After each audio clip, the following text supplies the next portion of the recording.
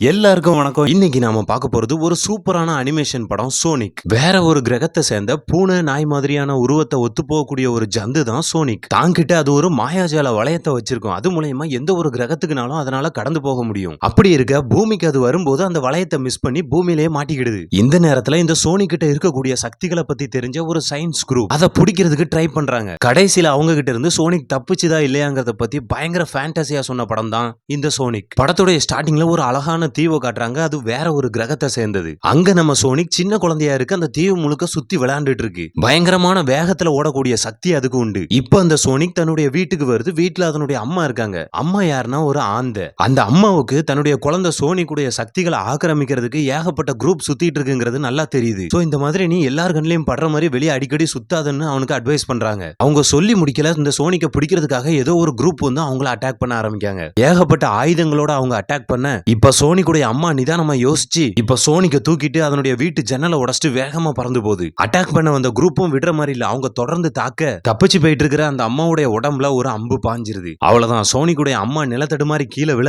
இப்ப சோனிக்கு என்ன பண்றதுனே தெரியல. அப்ப அந்த அம்மா தான் பையன் கிட்ட உங்ககிட்ட இருக்கக்கூடிய பவரை பார்த்தா யார் வேணாலும் அதை அடையிறதுக்கு முயற்சி செய்வாங்க. சோனி மறைஞ்சு இருக்கிறது தான் உனக்கு பாதுகாப்பு. இந்த மாதிரி வெளியில எல்லாருக்கும் தெரியற மாதிரி சுத்திட்டு அலையாத அப்படின்னு சொன்னபடியே தாங்கிட்ட இருந்து ஒரு ரிங்கை எடுத்து தூக்கி போட்டா அந்த ரிங்கு வழியா வேற ஒரு கிரகத்துக்கு போறதுக்கான வாசல் திறக்குது. இனிமே நீ அந்த கிரகத்துல போய் பத்திரமா இருக்கணும் அப்படின்ட்டு இன்னும் கொஞ்சம் ரிங்ஸையும் சோனி கிட்ட கொடுக்குறாங்க. அங்க ஏதாவது பாதுகாப்பு குறைபாடு ஏற்பட்டுச்சுன்னா அந்த ரிங்ஸை யூஸ் பண்ணி வேற வேற கிரகத்துக்கு நீ போய்கிட்டே இரு. அப்படின்னா தான் நீ உயிர் பிழைக்க முடியும்னு அவங்க சொல்ல இவங்களை அட்டாக் பண்ற அந்த குரூப் அங்க வந்துடுறாங்க. இப்ப சோனிக் அந்த ரிங் வழியா இன்னொரு கிரகத்துக்கு நுழைறான். ஆனா அவன் திரும்பி பார்க்கும்போது அட்டாக் பண்ண வந்த அந்த குரூப் அவனுடைய அம்மாவை கொல்ல போறாங்க. சோ தன்னுடைய அம்மாவை காப்பாத்தணுமே அப்படின்ட்டு வேகமா அவன் திரும்பி ஓடி வர அதுக்குள்ள அந்த மேஜிக்கல் ரிங் க்ளோஸ் ஆயிருது. சோ இப்ப சோனிக்கு அவனுடைய அம்மா என்ன ஆனாங்கிறது தெரியல. இப்ப அவன் இருக்கிற இடம் பூமி. கிட்டத்தட்ட 10 வருஷம் கிடக்கு. இப்ப அந்த படத்துடைய ஹீரோ டாம காட்டுறாங்க. அவன் ஒரு டிராபிக் போலீஸ். ஹைவேல வேகமா போகக்கூடிய வண்டிகளை ட்ரேஸ் பண்ணி இப்போதைக்கு அவங்களுக்கு ஃபைன் போடுற டியூட்டியை பார்த்துட்டு இருக்கான். சோ ஏதாவது வண்டி வேகமா போதா அப்படிங்கறத வாட்ச் பண்ணிட்டு இருக்கான். ஆனா அவன் இருக்கிற ரோட்ல எந்த வண்டியுமே போகல. அவனுக்கு பயங்கர போரிங்கா இருக்கு. அந்த சமயம் திடீர்னு அவன் கையில வச்சிருக்கிற மீட்டர்ல 300 கிலோமீட்டர் வேகத்துல ஏதோ ஒரு விஷயம் அவனை பாஸ் ஆகி போற மாதிரி காட்டுது. அது என்னங்கறத இவன் பார்க்கல. டாம வேகமா கிராஸ் ஆகி போறது நம்ம படத்தோட ஹீரோ சானிக் தான். அவன் மறுபடியும் கிராஸ் ஆகுறான். மறுபடியும் மீட்டர்ல 300 கிலோமீட்டர் தாண்டி காட்டுது. இவனும் மீட்டர் தான் ஏதோ ப்ராப்ளம் ஆயிட்டு போலன்ட்டு அதை தட்டி பார்த்துட்டு இருக்கான். இருந்தாலும் அவனுக்குள்ள ஏதோ ஒரு சந்தேகம் இருக்கு. அந்த பாதை வழியா நடந்து போய் பார்க்கான். அந்த இடத்துக்கு ரொம்பவே ஸ்ட்ரேஞ்சான ஒரு விஷயம் அவன் கண்ணில் படுது. அதுதான் சோனிக்குடைய முடி. அதை எடுத்து இவன் பத்திரமா கையில வச்சுக்கிறான். வித்தியாசமா இருக்கு அப்படின்ட்டு. சோனிக் ரொம்பவே குறும்புத்தனமான ஆளு. ஒரு நாள் ஒரு ஆமை ரோட்டை கிராஸ் ஆக நினைக்கும் போது அங்கிருந்து வந்துட்டு இருக்கிற ஒரு கார்ல அடிபட்டு சாக போக டக்குன்னு உள்ள பூந்த சோனிக் அதை காப்பாத்திருது. அது மட்டும் இல்ல அந்த ஆமை கிட்ட உன் லைஃப்ல நீ எப்பவுமே ஸ்லோவா தானே இருக்க, இன்னைக்கு ஒரு நாள் ஃபாஸ்டா எக்ஸ்பீரியன்ஸ் பண்ணு அப்படின்ட்டு அதை கையில தூக்கிட்டு 400-500 கிலோமீட்டர் வேகத்துல ஓட ஆரம்பிக்கி. ஆமைக்கு பயங்கரமான எக்ஸ்பீரியன்ஸ். அதை கடைசியில காட்டுல இறக்கி விட்டுட்டு அங்க இருந்து போயிருது. சோனிக் நம்ம பூமியில யாருடைய கண்ணையும் படாம தங்கறதுக்குன்னே ஒரு குகையை ரெடி பண்ணி வச்சிருக்கோம். அங்கதான் அது மறைஞ்சு வாழ்ந்துட்டு இருக்கு. அந்த இடத்துல அதுக்கு தேவையான புத்தகம், விளையாட்டு பொருட்கள் எல்லாமே இருக்கு. தினமும் காலையில யார் கண்ணையுமே படாம அந்த ஊர் முழுக்க சுத்தி சுத்தி வந்துட்டு இருக்கான். அப்படி வரும்போதுதான் டாமுங்கிற அந்த போலீஸ்காரன் மத்த உயிரினங்கள் கிட்ட அன்பா இருக்கிறத பார்த்து சோனிக்கு அவன் மேல ஒரு பாசம் வந்துருது. இந்த ஊர்ல இருக்கக்கூடிய ஒரு வயசான தாத்தா கண்ணுல மட்டும் ஒரு தடவை சோனிக் மாட்டிட்டான். அந்த தாத்தா அந்த சோனிக்க ப்ளூ டெவில் தான் கூப்பிடுவாரு. ஆனா இப்படி ஒரு ஜந்து நம்ம பூமியில இருக்கிறதா பல பேர்கிட்ட அவர் சொல்லியும் யாரும் அதை காதல வாங்குற மாதிரி இல்ல. சோ சோனிக்கை பிடிக்கிறதுக்கு இவரும் ட்ராப்லாம் வச்சு என்னென்னமோ செட்டப் பண்ணி பார்க்கறாரு. ஆனா எதுலயுமே அதுக்கப்புறம் சோனிக் மாட்ட மாட்டேங்கான். தான் பாசம் வச்சிருக்கிற டாம் அவருடைய ஃபேமிலி கூட சந்தோஷமா இருக்கிறத பார்த்து இவனும் சந்தோஷப்படுறான். அதே சமயம் தனக்குன்னு ஒரு ஃபேமிலி இல்லையே அப்படின்ட்டு வருத்தமும் படுறான். இது இப்படியே போயிட்டு இருக்க ஒரு நாள் சோனிக் கிரவுண்ட்ல சின்ன பசங்க எல்லாம் பேஸ்பால் விளையாடிட்டு இருக்கிறத ஒளிஞ்சிருந்து பார்த்துட்டு இருக்கான். அந்த விளையாட்டுல ஜெயிச்ச ஒரு பையனுக்கு எல்லா பசங்களும் ஹைஃபை பண்றத பார்த்து தன்னையும் இப்படி மத்தவங்க பாராட்டணும்னு ஆசைப்படுறான். இப்ப நைட் ஆகுது. அந்த கிரவுண்டுக்கு பேஸ்பால் விளையாடணுங்கிற ஆசையில சோனிக் அங்க வாரான். இந்த சோனிக் தான் பயங்கர ஃபாஸ்டா ஓடுவான்ல, அதனால அவனுக்கு அவனே பந்த போடுறான். பந்து பேட்டிங் இடத்தை ரீச் ஆகிறதுக்குள்ள அந்த பந்தை வேகமா கிராஸ் ஆகி போய் பேட் எடுத்துட்டு அந்த பந்தை அடிக்கிறான். அடிச்சவன் ரன் ஓடுறதுக்கு பதிலா அந்த பந்தையே பிடிக்கிறதுக்கு ஓடுறான். பந்தை பிடிச்சி ஏறி அந்த பந்து பாயிண்ட்டுக்கு வரதுக்குள்ள ரன்னையும் ஓடி முடிக்கிறான். நான் ஜெயிச்சிட்டேன் அவன் சந்தோஷமா கத்த அந்த சின்ன பையனுக்கு ஹைஃபை பண்ண மாதிரி இவனை பாராட்டுறதுக்கு அந்த இடத்துல ஆட்களே இல்லங்கிறத புரிஞ்சுக்கிறான். சோனிக் தன்னுடைய தனிமையை நினைச்சு அவனுக்குள்ளே அவன் வெறுப்பாக ஆரம்பிக்கான். அந்த விரக்தியில கோவமா அந்த கிரவுண்டுடைய ரன்வேல வேகமா ஓட ஆரம்பிக்கான். அப்படி அவன் வேகமா ஓட சோனிக்கோட கண்ட்ரோலை மீறி அவன் உடம்புல ஒரு விதமான எலக்ட்ரிக் பல்ஸ் உருவாக ஆரம்பிக்கி. அவ்வளவுதான். அந்த இடத்துடைய டிரான்ஸ்ஃபார்மர் மட்டும் இல்ல, அந்த மொத்த சிட்டியுடைய பவர் சப்ளையும் கட் ஆயிருது,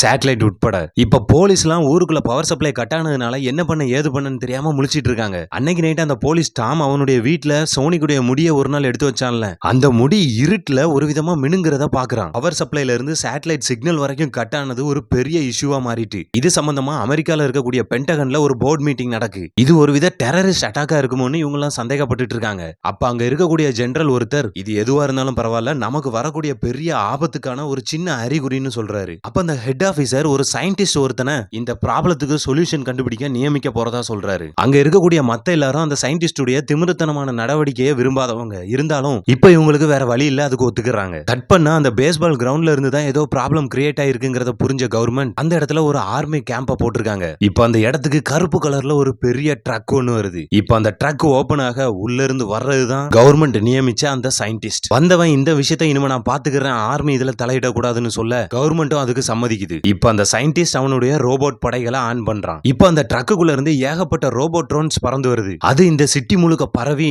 எங்கேயாவது ஒரு இடத்துல ஸ்ட்ரேஞ்சான விஷயங்கள் நடக்குதா அப்படிங்கறத கண்காணிக்க ஆரம்பிக்கி. காடு மலைன்னு எந்த இடத்தையும் அது விட்டு வைக்கல, ஃபுல்லா தரவா செக் பண்ண ஆரம்பிக்கி. அதுல ஒரு ட்ரோன் ஒரு வித்தியாசமான ஃபுட் பிரிண்ட் ஒன்னு காட்டு பகுதியில் இருக்கிறத கண்டுபிடிக்கி. அதை ஸ்கேன் பண்ணி அந்த சயின்டிஸ்டுக்கு அனுப்ப அந்த சயின்டிஸ்ட் வண்டியில இருக்கக்கூடிய அவனுடைய லேப்ல அந்த ஃபுட் பிரிண்ட பத்தி செக் பண்றான். அந்த ஃபுட் பிரிண்ட வச்சு அந்த உயிரினத்துடைய ஹைட் வெயிட் எல்லாத்தையுமே கண்டுபிடிச்சிடறான். அது மனுஷனும் இல்ல மிருகமும் இல்ல, மொத்தத்துல இந்த கிரகத்தை சேர்ந்ததே அது கிடையாது அப்படிங்கிற உண்மை அவனுக்கு தெரிய வருது. இப்ப அந்த ஃபுட் பிரிண்ட ஃபாலோ பண்ணி நிறைய ஆர்மி ஆபீசர்ஸ் அந்த காட்டுக்குள்ள தேடுதல் வேட்டை நடத்துறாங்க. இத ஒளிஞ்சிருந்து பாக்குற சோனிக் இனிமே அந்த குகையில நாம இருக்கிறது சேஃப் இல்லங்கிறத புரிஞ்சுக்கிறான். வேக வேகமா குகைக்கு வந்து அவனுக்கு தேவையான பொருட்கள் எல்லாம் எடுத்துக்கிட்டு ஏதாவது பாதுகாப்பான இடத்தை நோக்கி நம்ம போகணும்னு கிளம்புறான். ஆனா வேற கிரகத்துக்கு போறதுக்கான ரிங் அவன் யூஸ் பண்றதுக்குள்ள அந்த இடத்துக்கு ஆர்மி ஆபீசர்ஸ் வந்துடுறாங்க. சோ இங்க வச்சு அந்த ரிங்கை நாம யூஸ் பண்ண வேண்டாம், வேற பத்திரமான இடத்துக்கு போய் அங்க யூஸ் பண்ணலாம் அப்படின்ட்டு சோனிக் அங்க இருந்து வேகமா கிளம்பி போயிருது. கட் பண்ணா டாம் இப்ப அவனுடைய மனைவி கிட்ட போன்ல பேசிட்டு இருக்கான். அந்த சமயம் கேரேஜ்ல இருந்து ஏதோ சத்தம் கேக்கு. சோ டாமோ ஏதோ காட்டு விலங்கு உள்ள பூந்துட்டு போல அப்படின்ட்டு மயக்க ஊசி செலுத்தக்கூடிய ஒரு கன் எடுத்துக்கிட்டு அந்த கேரேஜுக்குள்ள என்ன இருக்குன்னு தேடி போறான். உள்ள போய் பார்த்தா அந்த கேரேஜுக்குள்ள இருக்கிறது சோனிக். டாம் அவனுக்கு பிடிக்குங்கிறதுனால இந்த இடத்தை சேஃபா உணர்ந்து இங்க வந்து அந்த ரிங்கை யூஸ் பண்ணலான்ட்டு வந்திருக்கான். ஆனா உள்ள வந்த டாம் சோனிக்க பார்த்து ஏதோ வித்தியாசமா இருக்கேன்னு பயந்து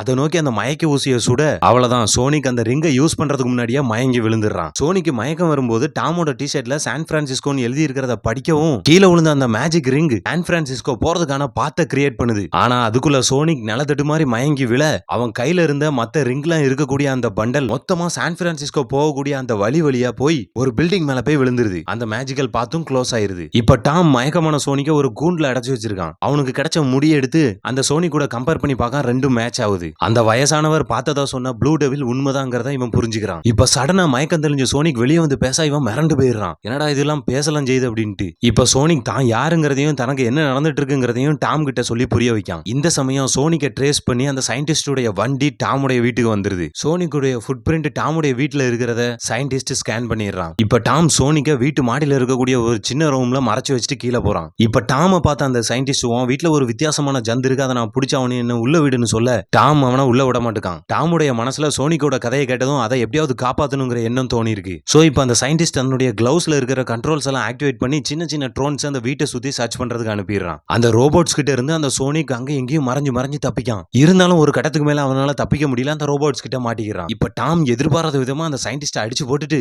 சோனிக்க கூட்டிட்டு ரோபோட்ஸ் கிட்ட இருந்து மாட்டாம அந்த இடத்த விட்டு தப்பிச்சு போக பார்க்கான். கார்ல தப்பிச்சு போகும்போது தான் சோனிக்கு நடந்த விஷயங்கள்லாம் ஞாபகம் வந்து, நான் மயக்கமாகும் போது சான் பிரான்சிஸ்கோங்கிற நேம உன் டி-ஷர்ட்ல படிச்சேன். சோ அந்த இடம் தான் என் மேஜிக்கல் ரிங்ல ஓபன் ஆயிருக்கும். அங்க இருக்கக்கூடிய பில்டிங்ல தான் என்னுடைய மொத்த ரிங்கும் போய் விழுந்துட்டு, அது இருந்தாதான் என்னால இங்க இருந்து தப்பிக்க முடியும், இல்லனா நான் பூமியிலே மாட்டிக்கிட வேண்டியதான்னு பயந்து சொல்ல டாமும் வேற வழி இல்லாம ஒத்துக்கிறான். இப்போ டாமும் சோனிக்கும் ரோட் ட்ரிப் மூலமா சான் பிரான்சிஸ்கோ கிளம்பி போறாங்க. சோனிக்குடைய முடிய அனலைஸ் பண்ணதுல அதனுடைய பவர் அன்லிமிட்டட்ங்கிறதையும் அந்த சயின்டிஸ்ட் கண்டுபிடிச்சு பயங்கரமா ஆச்சரியப்படுறான். இப்ப டாமும் அவனுடைய வைஃபும் சோனிக்க கார்ல ஏத்தி சான் பிரான்சிஸ்கோ கூட்டிட்டு போறாங்க. அங்கதான் சோனிக்குடைய அந்த ரிங்ஸ் எல்லாம் விழுந்த பெரிய பில்டிங் இருக்கு. சோனிக் அங்க இருந்து வேகமா கிளம்பி போய் பார்த்துட்டு ரிட்டர்ன் ஆகுறான். ஏன்னா அந்த பில்டிங்ல ஏகப்பட்ட செக்யூரிட்டி சிஸ்டம் இருக்கு, அவனால மேல போக முடியல. இப்ப உள்ள வந்த டாம் அவனுடைய போலீஸ் ஐடியை காட்டி அந்த பில்டிங் உடைய ரூஃப் டாப்புக்கு போயிடுறான். கையில இருந்த ஒரு பேக்குக்குள்ள சானிக்கை எடுத்து வச்சு அவனையும் தூக்கிட்டு போயிடுறான். மேல வந்தவங்க அந்த பேக்கை திறந்து விட்டதும் வேகமா போன சானிக் அந்த ரிங் இருக்கக்கூடிய பண்டலா எடுத்துக்கிறான். சரி, அடுத்து நீ என்ன பண்ண போறன்னு டாம் கேட்க, நான் எங்க போகணும்னு நினைச்சுக்கிட்டே இந்த ரிங்கை தூக்கி போட்டா அங்க போறதுக்கான போர்ட்டலை இந்த மேஜிக்கல் ரிங் உருவாக்கி கொடுக்கும் எனக்கு, அது மூலமா நான் அங்க போயிருவேன்னு அவன் சொல்றான். இப்ப ரெண்டு பேரும் ஒருத்தரை விட்டு ஒருத்தர் பிரிய போறோங்கிறத மனசு விட்டு பேசிட்டு அங்கிருந்து கிளம்புறதுக்காக சானிக் அந்த மேஜிக்கல் ரிங்கை தூக்கி போடுறான். ஆனா இவங்க எல்லாம் எதிர்பார்க்காத விதமா அந்த ரூஃப் டாப்புக்கு அந்த சயின்டிஸ்டுடைய ரோபோட் படையே வந்து நிக்கி அதுல தட்டி அந்த மேஜிக்கல் ரிங் கீழே விழுந்துருது. இதுங்க கிட்ட இருந்தெல்லாம் எப்படி தப்பிக்க, இவங்களை எப்படி காப்பாத்தன்னு சோனிக் யோசிக்க ஆரம்பிக்கான். இப்ப அந்த சயின்டிஸ்டும் அந்த இடத்துக்கு ரீச் ஆயிடுறான். அதை பார்த்த சோனிக், இனி என்னதான் ட்ரை பண்ணாலும் என் சக்திக்கு உன்னால ஈடு கொடுக்க முடியாதுன்னு சொல்ல, ஆனா அந்த சயின்டிஸ்ட் அந்த சோனிக்குடைய முடியை யூஸ் பண்ணி சோனிக் மாதிரியா அன்லிமிட்டெட் பவரை அவனுடைய ட்ரோன்ஸ்ல ஜெனரேட் பண்ணி வச்சிருக்கான். இப்ப சோனிக் போர்ட்டலை கிரியேட்